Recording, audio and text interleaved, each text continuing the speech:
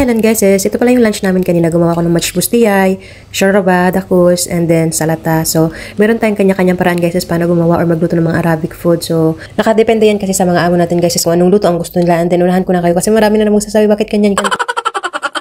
So, na-prepare ko na pala yung mga kailangan natin guys. Kailangan natin dyan ng manok na hinugasan ko ng maigi dyan at binabad ko sa suka. And then, nagbabad na rin ako ng basmati rice. At pagkatapos yan guys sa sanjider, nagpainit na ako dito ng mantika. And then, nilagay ko na itong sangkap kagaya ng sibuyas, bawang at luya. So, itong mga amo ko guys ang hilig pala nila sa luya. And then, imikos-mikos to natin guys at naglagay na rin ako dito ng biryani mix seeds. So, ito yung ginagamit ko guys pag matchbus kasi nga mix na siya, na kompleto na lahat at hindi ko na kailangan magbilang kung ilan yung mga ilalagay ko kasi tensiometer na nga yung gamit ko. At pagkatapos nung lumabas yung aroma ng ating mga spices, dinagdag ko na nga or nilagay ko na itong ating kamatis. Masarap pala talaga sa manok kasi pag ginigisa ng maayos, no? Kasi namawawala talaga yung langsa niya. At pagkatapos niya, nilagay ko na nga itong manok.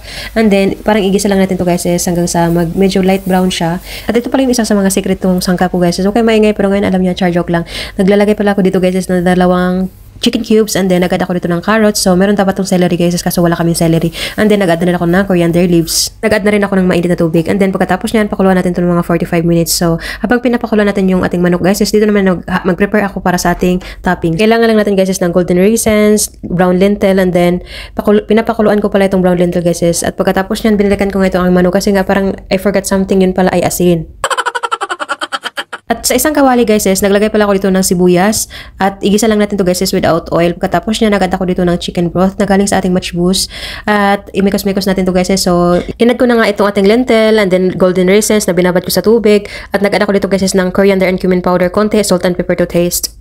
At paghaluin lang natin ito ng maigi guys and then huwag natin kalimutan na lagyan ng 1 teaspoon na butter kasi mas masarap siya and mas mabango. So iset aside natin to guys dahil luto na nga ito ating manok. After 45 minutes ay tanggalin natin yung manok guys kasi kailangan natin yung tubig. Sa isang jitter naman ay naglagay na ako dito ng basmati rice and then ginamit ko nga itong sabaw ng ating matchbus and then mag-add pala ako dyan guys ng konting salt kasi pag ganito guys kailangan may malasa talaga yung rice at hindi natin siya pwede dagdagan ng asin pag once nawala na yung tubig. At lutuin lang tong rice ng 10 minutes and after niya nawala ng tubig guys ay nag-inad ko nga itong ating saffron na binabad ko kanina sa rose water. At pagkatapos nyo guys, stack pa natin ulit dahil gagawin or lulutuin natin itong ating manok kasi hindi pa tapos dun yung manok.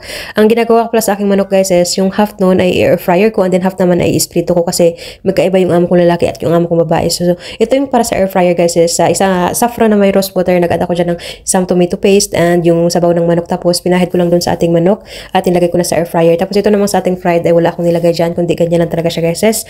And then after maluto itong ating mga manok guys nilalagay ko pala ito sa ibabaw ng kanin. Pero bago ko ilagay itong manok sa ibabaw ng kanin, naglalagay pala ako guys ng konting toppings lang naman na ginawa natin kanina, tsaka ko ilagay yung manok. And then, ito na yung sa air fryer natin guys, luto na rin. Ilalagay ko na rin ito sa ibabaw ng kanin. At lulutuin ko ito guys ng 10 to 15 minutes sa mahinang apoy na may, or nilalagyan ko ng hadid para hindi masunog yung ilalim. So, after 10 minutes nga guys ay okay na nga at ready to serve na nga itong ating matchbus DI.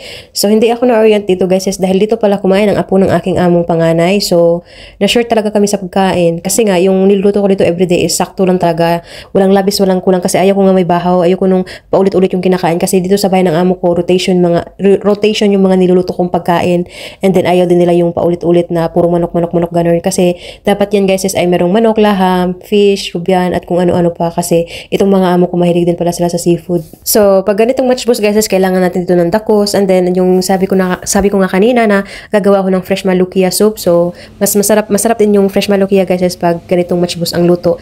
At pagkatapos niyan ay gumawa rin ako ng salata kasi araw-araw talaga may salata itong mga amo. Ay, yung ganap ko ngayong araw guys and buti na lang talaga may pagkain pa yung taga-maneho namin. Kaya yung tirang pagkain ng mga amo ko ay binigay ko na sa taga-maneho at hindi na ako kumain ng tanghalian guys. Sakto nagda-diet naman ako ngayon, ay char lang. And then salata ko rin guys ay ubos. So yun lang, thank you for watching. God bless guys.